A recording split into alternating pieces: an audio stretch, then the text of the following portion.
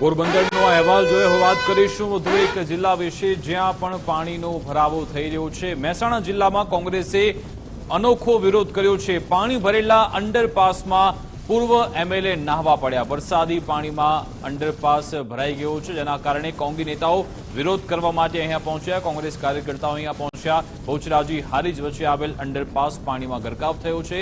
Underpass પાણીમાં ગરકાવ થતા 50 જેટલા ગામડાઓને અવરજવરમાં હાલાકી પડી રહી છે। જિલ્લા કોંગ્રેસ સમિતિ દ્વારા અનોખો વિરોધ વ્યક્ત કરાયો। ભ્રષ્ટાચાર બંધ કરોના કોંગ્રેસ દ્વારા નારા લગાવવામાં આવ્યા। ભરતજી ઠાકોર અને રામાજી ઠાકોર પાણીમાં તરતા જોવા મળ્યા હતા। તો કોંગ્રેસે અનોખો વિરોધ અહીંયા નોંધાવ્યો છે, કારણ કે અંડરપાસ સંપૂર્ણ ભરાઈ ગયો છે, જેના કારણે 50 જેટલા ગામડાઓને અસર થઈ રહી છે।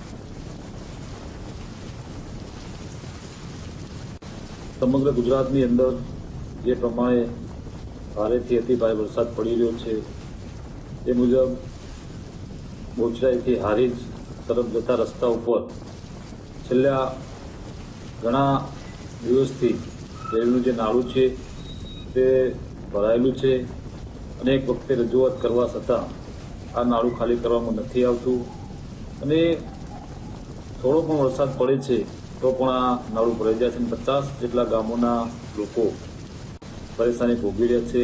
આજે 50 ગામના લોકોની અવરજવર બંધ થઈ છે, ત્યારે આજે અમે તંત્રની આંખ ખોલવા માટે થઈ અને આજે આ નાળાની અંદર વિરોધ દર્શાવ્યો છે। જેમ બને તેમ આ નાળાની અંદર પાણી જલ્દીથી ખાલી કરવામાં। અમારી સાથે ફોનલાઈન પર મુકેશ જોશી જોડાઈ ગયા છે। મુકેશ, કોંગ્રેસ નેતાઓ આ અનોખો વિરોધ કર્યો છે, પરંતુ કેટલા સમયથી આ પરેશાની છે? શું સ્થાનિક પ્રશાસન કેમ આના પર ધ્યાન નથી આપતું? વિકાસ, ચોક્કસથી વાત કરવામાં આવે તો મહેસાણા જિલ્લાની અંદર સમગ્ર જે રેલવેના અંડરપાસ છે અંડરપાસની અંદર પાણી ભરાવાની સમસ્યા જે છે ઠેરની ઠેર જોવા મળી રહી છે। એમાં ખાસ વાત કરીએ તો યાત્રાધામ બહુચરાજીની અંદર વાત કરવામાં આવે તો મુખ્ય બે અંડરપાસ આવેલા છે। એક સંકલપુર અંડરપાસ છે અને બીજો હારીજને જોડતો અંડરપાસ છે।